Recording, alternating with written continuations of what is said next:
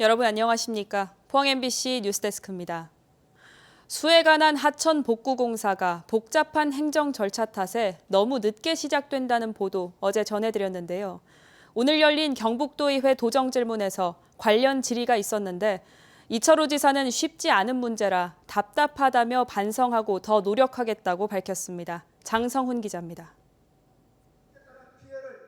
포항이 지역구인 서석영 경북도의원은 지난해 태풍 흰남노 때 범람한 포항 냉천과 칠성천 등의 수해 복구 공사가 최근에야 시작돼 주민 불안과 연쇄 피해의 가능성을 키우고 있다고 지적했습니다. 이에 따라 수해가 발생한 이듬해 3월 전에는 복구 공사를 시작할 수 있도록 재복구 시스템을 전면적으로 개선해야 한다고 밝혔습니다.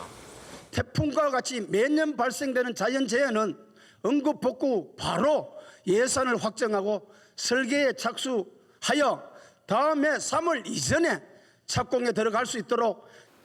또 장마철을 앞둔 지금까지도 수해 하천에는 퇴적토가 그대로 쌓여 있어 언제 또 범람할지 모른다며 퇴적토를 상시적으로 준설할 수 있게 제도를 정비하라고 촉구했습니다. 이철우 도지사는 현행 시스템으로는 개선이 쉽지 않다며 반성하고 더 연구하겠다고 답변했습니다. 늦었습니다만은 이거 절차상이 복잡한 관계로 쉽지 않다는 말씀을 드립니다. 저도 참 답답합니다. 이거 왜 연초부터 하지 5월달 돼야 착공이 됐느냐.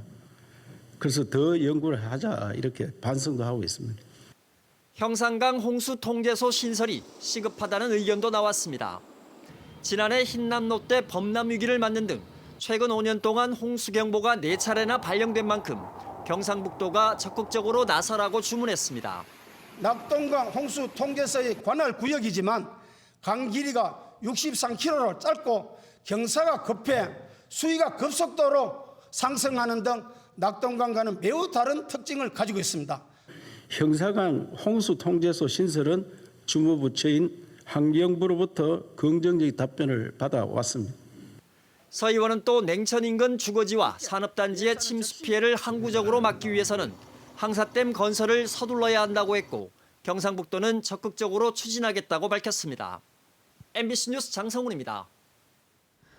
경상북도는 집중호우에 의한 침수 피해를 줄이기 위해서 긴급관리기금 9,500만 원을 투입해 공동주택 지하주차장의 물막이판 설치 비용을 지원한다고 밝혔습니다. 특히 과거 침수 피해를 입은 공동주택이나 저지대 지역 등을 우선적으로 지원할 방침입니다. 경상북도는 태풍 흰남노 때 아파트 지하주차장 침수 피해가 심각하자 지난해 12월 침수 방지 시설 설치 지원 조례를 제정했으며 올 연말까지 모든 시군의 조례 제정이 완료되도록 독려하고 있다고 밝혔습니다. 정부가 5년간 1,000억 원을 지원하는 글로컬 대학 예비 지정 결과를 발표했습니다. 그런데 막상 뚜껑을 열어보니 대구와 경북은 희비가 크게 엇갈렸습니다. 경북은 전국에서 가장 많은 3개 대학이 선정됐지만 대구권에서는 단 한 곳도 후보 대학 명단에 이름을 올리지 못했습니다. 박재형 기자입니다. 학령인구 감소 등으로 존폐 위기에 내몰린 지방대에 5년간 1,000억 원을 지원해 혁신을 유도하는 글로컬 대학 30사업. 전국 108개 대학이 차별화된 혁신을 내며 사활을 건 경쟁을 벌인 결과 공동 신청을 1개 대학으로 간주해 15개 대학이 예선을 통과했습니다. 지역과 대학의 특성과 강점을 어떻게 연계해야 하는가, 기존 대학 운영의 틀을 깨고 벽을 허물기 위해 무엇이 필요한가라는 물음에 명확하고 차별화된 답을 제시한 대학의 혁신 기획서를 높게 평가하였습니다. 17개 대학이 도전장을 낸 대구 경북에선 공동 신청한 안동대와 경북도립대, 단독 신청한 포항공대, 한동대 등 경북 지역 3개 대학만이 선정됐습니다. 강원과 함께 전국에서 가장 많습니다. 안동대와 경북도립대는 전국 유일의 국공립대 통합안을 전제로 한 전통문화 기반 공공형 모델, 포항공대는 대학과 지역 동반 성장 모델을 제안했습니다. 한동대는 14개 학부를 통합한 문제 해결형 원 칼리지 혁신 모델이 주요했습니다. 경북대와 영남대, 계명대, 경일대, 대구 가톨릭대, 대구대 등 대구권 대학들은 예비 지정의 문턱을 넘지 못했습니다. 학교에 명운을 걸고 준비해온 대학은 탈락의 충격과 허탈감을 감추지 못하고 있습니다. 좀 많이 좀 허탈합니다. 은근히 기대를 했는데, 예. 또 이 축제를 한 것도 내내 또 이제 또 한번 또 어떻게 해야 될지 고민입니다. 예비 지정 15개 대학은 2단계 평가를 거쳐 오는 10월 10개 대학이 최종 지정됩니다. 글로컬 대학은 올해 10곳을 시작으로 2026년까지 30개 지방대학을 선정합니다. 교육부는 글로컬 대학 지정 여부와 관계없이 이번에 제출된 대학들의 혁신안을 바탕으로 다양한 지원 방안을 마련하겠다고 밝혔습니다. MBC 뉴스 박재영입니다. 포항시가 미래 신산업으로 주목받고 있는 푸드테크 혁신 생태계 조성에 적극 나서고 있습니다. 지난 4월 K키친 추진위원회를 출범시켜 산학 연관 협력 시스템을 구축한 데 이어서 포스텍 IT융합공학과의 푸드테크 계약학과를 개설해서 내년부터 전문 인력 양성을 시작하기로 했습니다. 또 지역 로봇 기업인 유로메카와 협력해서 급식 노동자들이 지금보다 안전하고 편안하게 일할 수 있도록 돕는 로봇을 개발하고 있습니다. 경주시가 지역 발전에 필요한 권한을 정부로부터 이양받기 위해서 역사문화관광 특례시 지정을 본격적으로 추진하기로 했습니다. 복지정책과 관련해선 사각지대 발굴을 확대하고 노인복지 관련 정책도 별도로 추진합니다. 임재국 기자가 보도합니다. 경주시가 수많은 역사 문화 유적을 바탕으로 역사 문화관광 특례시 지정에 나섰습니다. 기초자치단체가 직접 지역 발전에 필요한 특례 권한을 정부에 신청할 수 있는 지방자치법에 따른 것입니다. 용역을 바탕으로 경주시는 용도지구 변경 권한과 문화재 지구 지정 등 도시관리와 문화관광 분야 권한을 선정했습니다. 앞으로 의회 의결과 특례협의회 설치 등의 절차를 거쳐 오는 12월 지정 신청에 들어갑니다.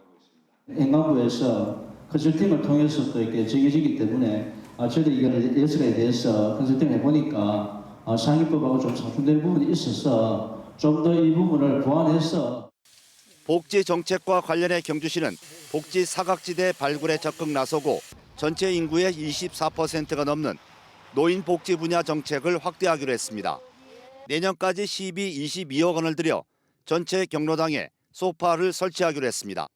제도권 안에 있는 분들은 국비든 도비든 어떤 혜택을 지금 받고 있는 상황인데 굉장히 어려움에 처해 있음에도 불구하고 제도권이 아니다 보니까 혜택을 못 보는 그런 부분에 대한 그 발굴 내지 지원이 올해 처음으로 시행하는 고향사랑 기부제의 경우 경주에선 5억 원을 목표로 현재 50% 정도 달성했습니다. 기부금 사용에 대해선 시민 의견을 받아 오는 9월쯤 결정하고 답례품을 공급할 추가 업체도 모집합니다. 모인 기부금으로 무슨 사업을 하느냐, 그리고 또 답례품이 또 시민들이나 국민들한테 어떤 또 선호하는 답례품이 더 좋은 답례품이 또 있느냐에 따라 다르기 때문에. 한편 경주시는 1977년 문을 연 통일전에 대한 체계적인 관리를 위해 다음 달부터 경상북도 독립운동기념관에 위탁 운영하기로 했습니다. MBC 뉴스 임재국입니다. 포항 중앙상가 실개천거리 야시장이 오는 8월 12일부터 10월 14일까지 2달간 운영됩니다. 시는 오는 30일까지 선착순으로 판매자 35명을 모집할 계획이며 주중에 손님이 많지 않았던 점을 감안해 금요일부터 일요일까지만 야시장을 운영한다고 밝혔습니다. 먹거리 판매자의 부담을 최소화하기 위해서 공동조리장과 판매대, 보관 장소 등을 지원합니다. 영덕 강구항 일대의 해상 케이블카 조성 사업이 최근 해양수산부 승인을 받아 본격 추진됩니다. 영덕에는 또 축구 테마파크와 대규모 리조트 개발 사업도 잇따라 추진되면서 인구 소멸 위기에 놓인 영덕군의 관광 활성화에 기대가 커지고 있습니다. 김형일 기자의 보도입니다. 영덕 해상 케이블카가 들어설 3사 해상공원의 사업 예정지입니다. 바다 위를 가로질러 강구항까지 1.3km 길이의 관광용 케이블카를 설치할 계획입니다. 영덕군이 민자를 유치했고 2025년 준공되면 연간 50만 명의 관광객이 이용할 것으로 기대하고 있습니다. 그간 코로나 때문에 많은 관광객들이 움직이지 않음으로 해서 많은 어려움이 있었습니다. 그런데 이번에 케이블카와 그다음에 숙박시설 등등이 유치가 되고 활성화되면은 지역 경제에 상당한 도움이 될 것으로 생각합니다. 전국 최초로 유소년 축구 특구로 지정된 영덕군의 국제 축구 테마파크 조성 사업도 본격 추진되고 있습니다. 10만여 제곱미터 규모로 3,800억 원이 투자돼 축구 트레이닝 센터와 400객실 규모의 호텔, 스포츠 재활 치료센터와 함께 8개 면의 축구장이 조성될 예정입니다. 이 밖에도 3사 해상공원에 대규모 리조트가 건설되는 등 영덕군의 관광 기반 시설이 잇따라 확충되고 있습니다. 축구 호텔이라든가 아니면 3사하고 광고 지역에 우리 민자 유치라든가 이런 부분이 많이 활성화되고 있고 많이 찾아오고 있습니다. 영덕이 투자 유치로서의 가능성이 있는 지역 또 관광이 더욱 활성화될 것으로 기대하고 있습니다. 고령화와 인구 감소로 소멸 위기에 놓여 있는 영덕군이 대규모 관광 인프라 구축을 통해 새로운 활로를 모색하고 있습니다. MBC 뉴스 김향일입니다.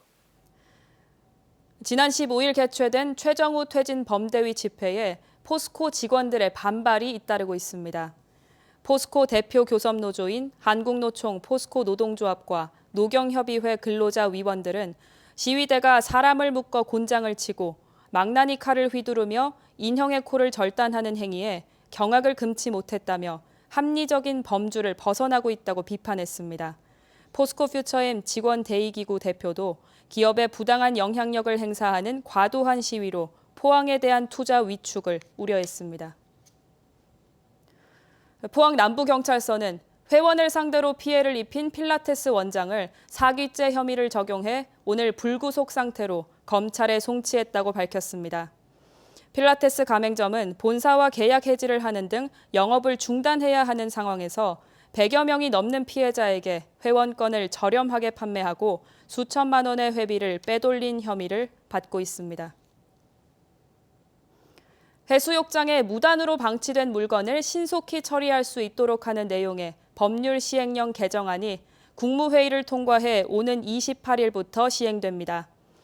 이에 따라 최근 논란이 되고 있는 이른바 해수욕장 알박기 텐트 설치가 어려워질 것으로 보입니다. 기존의 해수욕장 이용 및 관리에 관한 법률은 지정된 장소 외에 야영, 취사, 쓰레기 투기 등을 금지하고 위반 시 과태료가 부과되지만 방치된 물건의 소유자 확인이 어렵고 행정 대집행은 통상 1에서 6개월 정도 소요돼 신속한 처리가 힘들었습니다.